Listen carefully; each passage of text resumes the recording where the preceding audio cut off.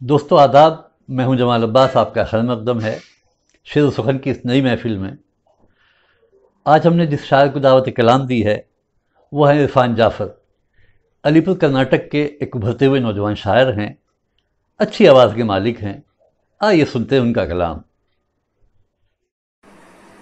السلام علیکم، میں ہوں سید عرفان عباس عابدی، جو علی پور کی سرزمین سے رہنے والا ہوں۔ غزل کا ایک مطلع 3 یا 4 شعر آپ کے سماعتوں کے حوالے کرتا ہوں، تو پیش خدمت ہے کہ جو گر چکا ہے اسے ہم اٹھانے آئے ہیں، اٹھا کے سینے سے اپنے لگانے آئے ہیں، کہ میں کب کا بھول چکا تھا میرے رقیبوں کو،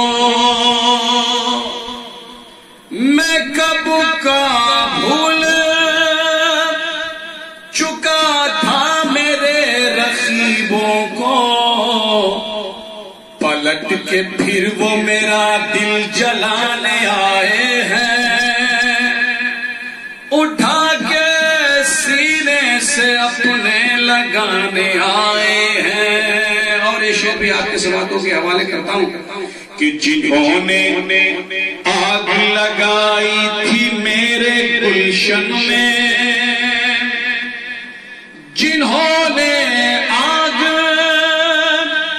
لگائی تھی میرے گلشن میں، کہ سب سے پہلے وہی تو بجھانے آئے ہیں، کہ سب سے پہلے وہی تو بجھانے آئے ہیں، کہ تراش کر میری ہستی کو صبر والوں نے،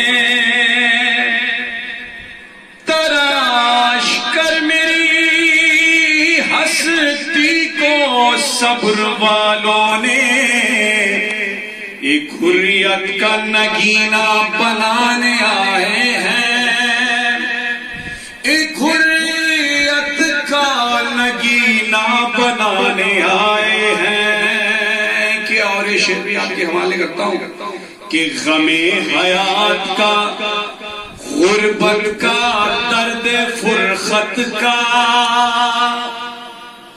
غم حیات کا، غربت کا، درد فرقت کا، تمہارے در پر فسانہ سنانے آئے ہیں، تمہارے در پر فسانہ سنانے آئے ہیں۔ کہ مقطع کے لیے زحمت دیا بطور خاص کہ اندھیرا خبر میں ممکن نہیں ہے اے جعفر، اندھیرا خبر میں ممکن نہیں ہے اے جعفر، کہ ہم عمل کے لیے خود جلانے آئے ہیں، کہ ہم عمل کا دیا خود جلانے آئے ہیں، کہ جو گر چکا ہے اسے ہم اٹھانے آئے ہیں، اٹھا کے سینے سے اپنے لگانے آئے ہیں، اٹھا کے سینے سے اپنے لگانے آئے ہیں۔ بہت بہت شکریہ۔ دوستو آپ کو یہ ویڈیو کیسا لگا؟ آپ ہمیں اپنی رائے سے آگاہ کیجئے۔